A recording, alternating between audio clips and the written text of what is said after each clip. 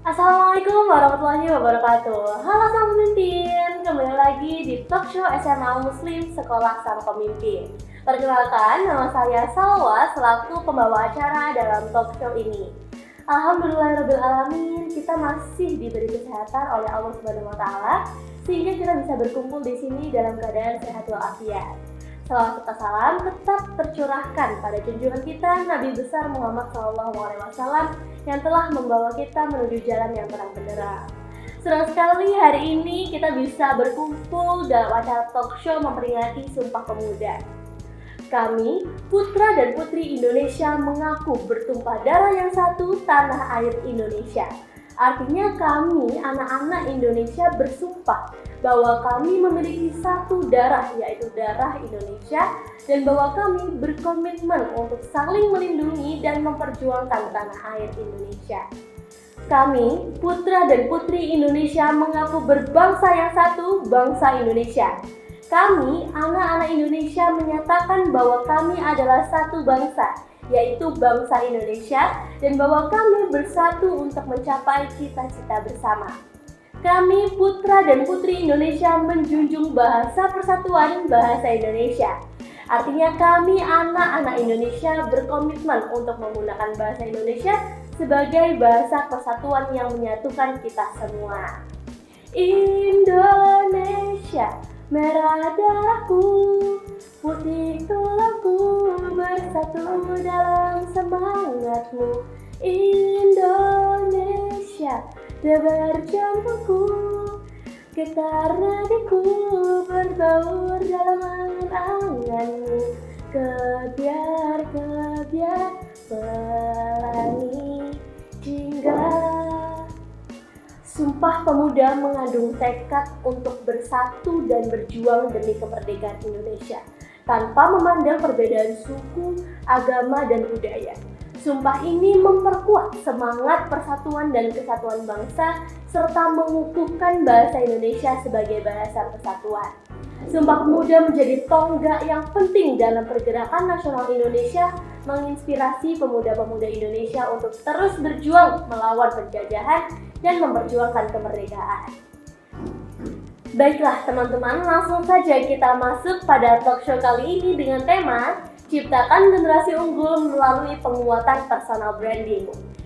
Dan di sebelah saya sekarang ini sudah ada pembicara kita, narasumber-narasumber yang keren banget. Ada kakinya, MC andalan kita dari SMA Muslim Sekolah Sang Pemimpin. Assalamualaikum kakinya. Waalaikumsalam Salwa. Bagaimana nih kabarnya? Alhamdulillah masih diberikan kesehatan sampai sekarang. Alhamdulillah.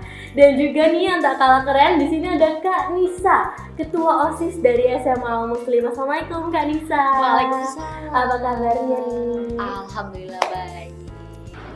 Nah, sesuai dengan tema nih ya Kak Nisa, ciptakan generasi unggul melalui penguatan personal branding. Kira-kira bagaimana sih menurut Kak Nisa ini tentang kaitan tema dengan Sumpah Pemuda? Oke, Salwa, berarti keterkaitan antara personal branding sama Sumpah Pemuda. Iya, benar banget. Oke, dengan Sumpah Pemuda itu tuh kita punya apa ya namanya itu semangat yang berkoar-koar, yang menggebu-gebu.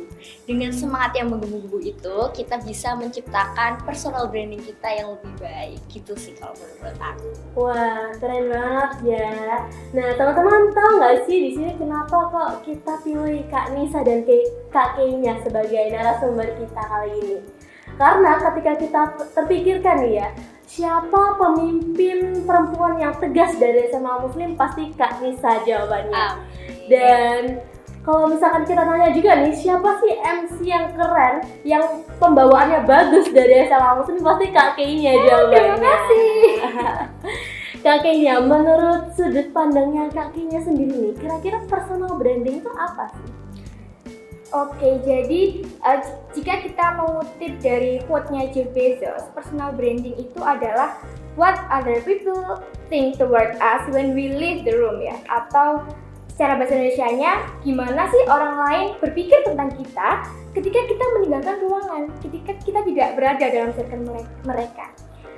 Saya sendiri mendefinisikan itu dengan personal branding itu adalah citra kita yang dilihatkan sebagai orang lain, yang dimana dalam prosesnya itu kita dapat mengontrol kita mau dilihat seperti apa, gimana kita ingin dilabeli oleh orang lain.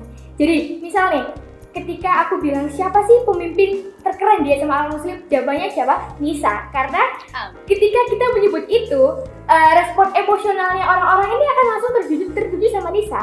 Karena Nisa sudah membranding dirinya dengan seorang pemimpin perempuan yang tegas, kritis, dan sangat keren lah pokoknya. Amin. Wah, keren banget ya teman-teman jawaban dari Kak Kay-nya. Sebelum kita tanya lebih lanjut nih, Kak Kay-nya dan Kak Nisa ini tuh punya role model nggak sih, atau figur yang kalian jadikan sebagai acuan dari membuat personal branding? Mungkin bisa dijawab dari Kak Nisa dulu. Public figure ya soalnya? Iya.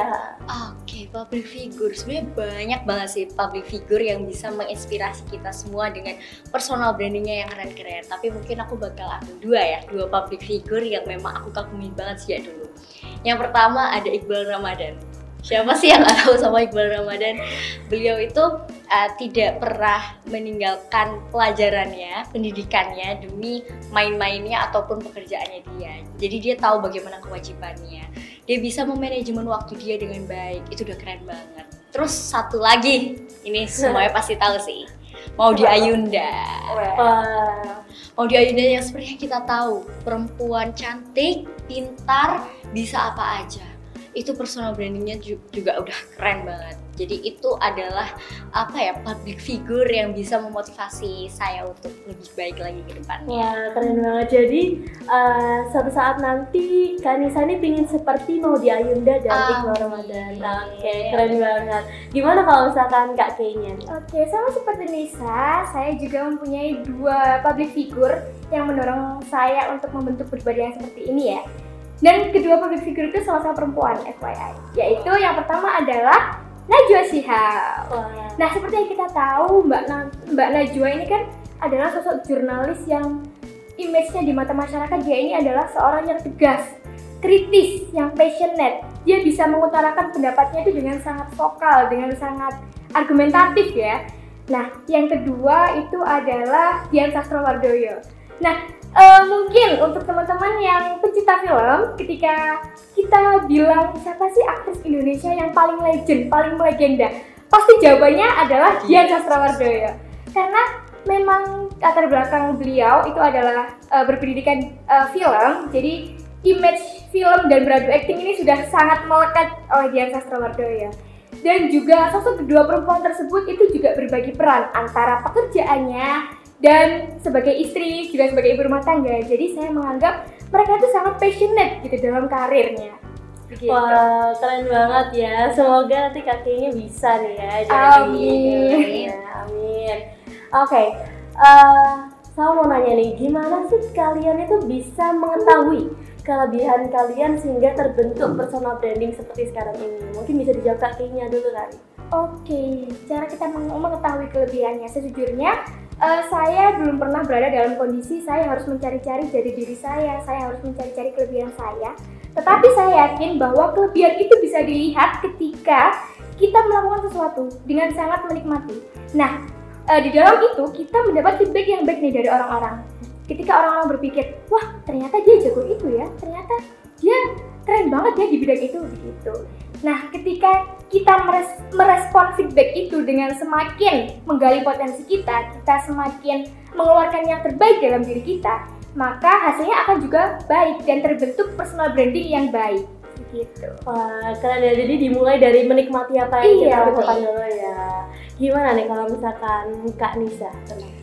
Ya kalau menurut pendapat saya berdasarkan pengalaman sih Salwa.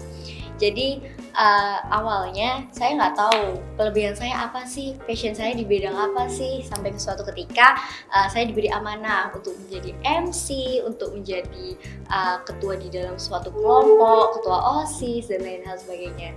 Nah, melalui pengalaman-pengalaman tersebut terbentuklah personal branding. Jadi kita bisa tahu oh ternyata bisa public speaking, oh ternyata bisa berpikir secara kritis, seperti itu.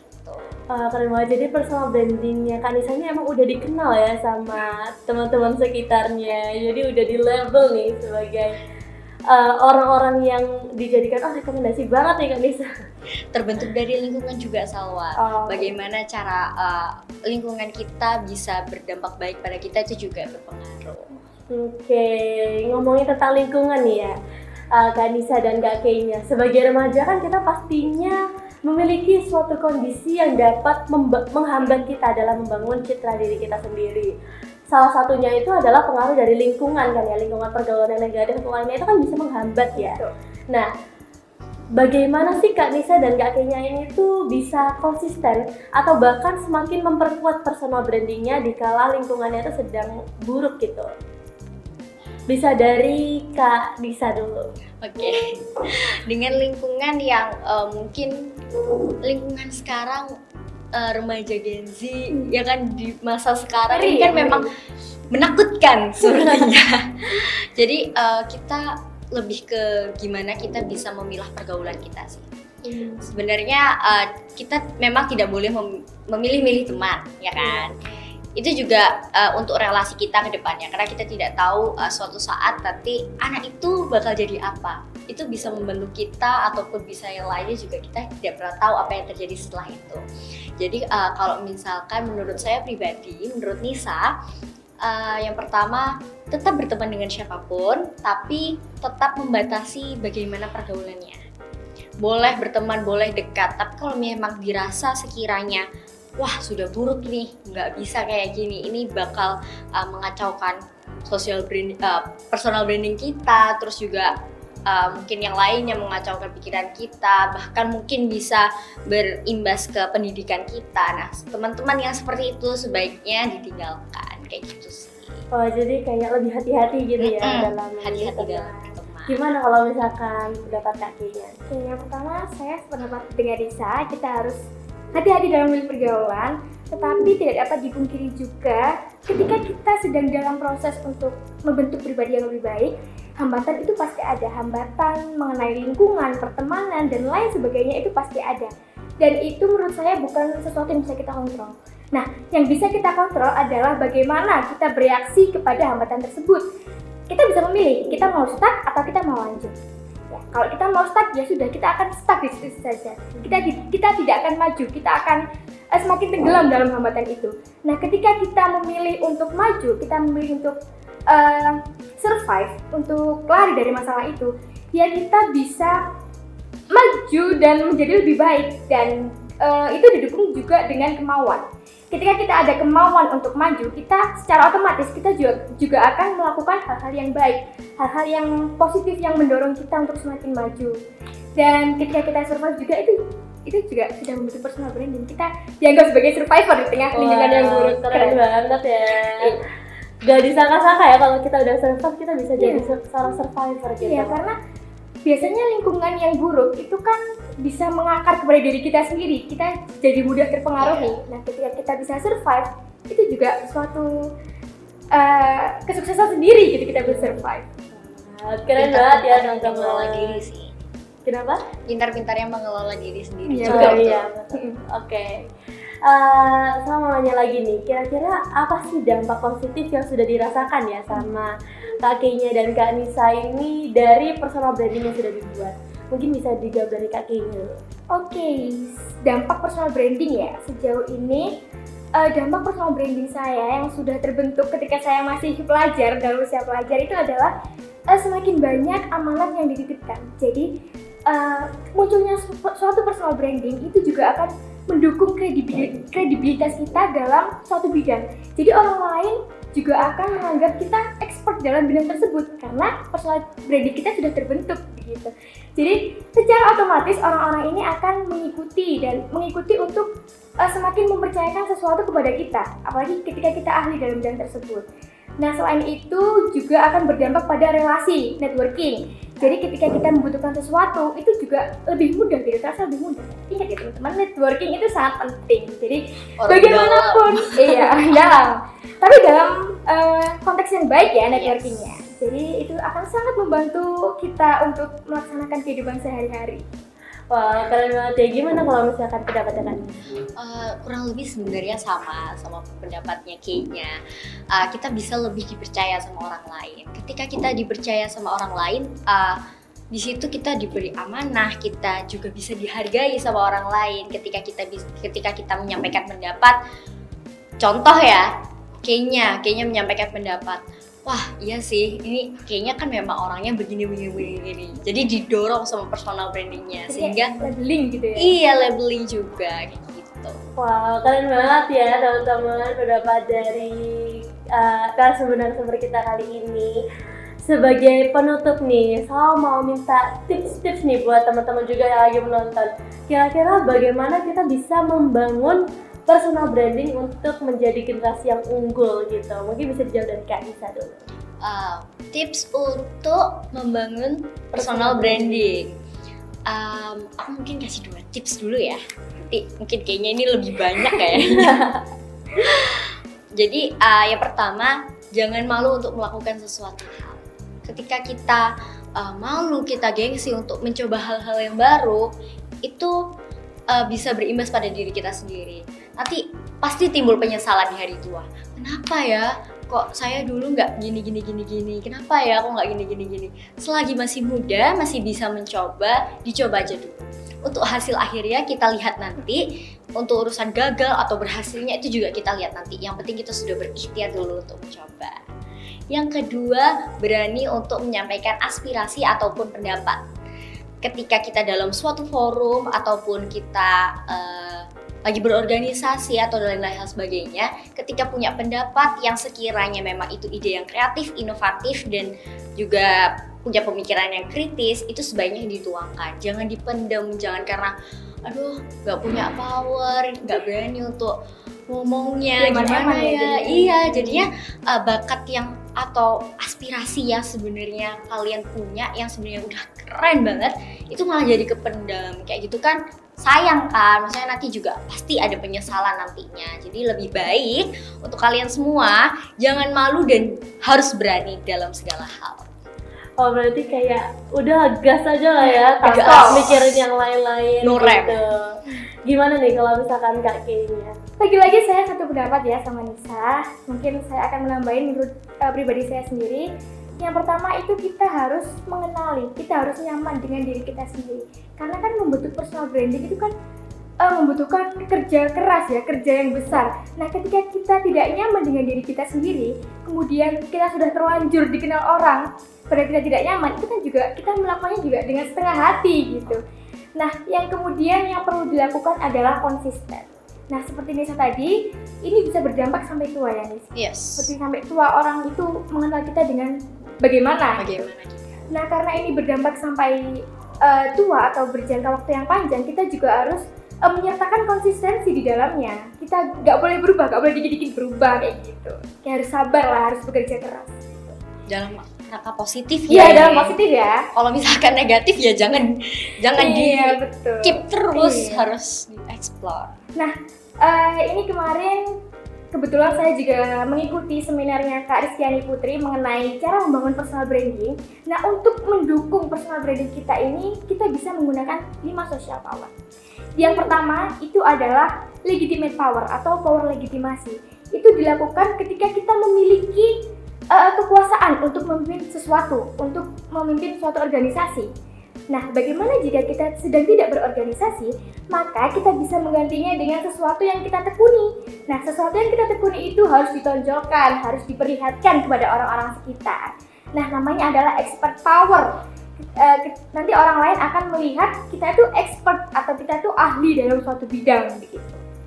Nah kemudian yang ketiga, ketika kita sudah ahli, ketika kita sudah merasa expert dalam suatu bidang, pasti kan otomatis orang lain itu akan merekomendasikan kita untuk melakukan bidang yang menurut mereka kita itu ahli. Nah itu disebut dengan reference power atau kondisi di mana kita direkomendasikan oleh orang-orang untuk melakukan bidang tertentu. Nah, ketika kita tidak punya ketiga hal itu, kita bisa menggunakan yang namanya reward power atau kita memiliki kekuatan untuk memberi reward atau untuk memberi apresiasi kepada orang-orang atas pencapaian mereka atau apa yang telah dilakukan mereka. Nah teman-teman, ini yang terakhir itu yang paling berbahaya dan saya sarankan untuk tidak dilakukan atau sudah mentok gitu ya, yaitu adalah coercive power. Nah ketika kita tidak memiliki keempat bidang ini, kita bisa melakukan coercive power atau secara arti itu adalah untuk mengancam atau menakut-nakuti orang, sehingga kita bisa mengontrol orang tersebut untuk melakukan apa yang kita mau. Tapi saya tidak menyarankan itu karena itu sangat berbahaya. Lebih baik kita terus menggali potensi diri kita sendiri, kita terus mengenal diri kita sendiri dan melakukan hal-hal baik supaya personal branding yang kita keluarkan itu juga baik nantinya. Lebih baik dihargai ya daripada ditakuti. Iya. Masya Allah, keren-keren banget ya teman-teman narasumber kita kali ini. Dan dari mereka ini kita banyak belajar nih bahwa untuk menciptakan pribadi yang unggul kita tuh perlu memperhatikan bagaimana orang lain itu memandang kita. Membangun personal branding itu sangat diperlukan ya teman-teman, karena tidak hanya kita bisa dipandang baik, tapi dengan personal branding yang kuat itu juga bisa menunjukkan seberapa berintegritasnya diri kita. Hal-hal tersebutlah yang perlu ada di dalam pribadi pemuda Indonesia yang mencerminkan sikap sesuai dengan Sumpah Pemuda. Baiklah teman-teman, sampai sini dulu ya talk show kali ini. Tapi jangan khawatir karena pasti akan ada talk show selanjutnya. Sebagai penutup, saya mau ngasih pantun nih buat teman-teman. Dijawab ya nanti. Pergi ke pantai memakan udang. Cakep. Pergi ke gunung untuk naik kuda. Cakep. Bangun personal branding dari sekarang sebagai cerminan Sumpah Pemuda. Wassalamualaikum warahmatullahi wabarakatuh. Waalaikumsalam.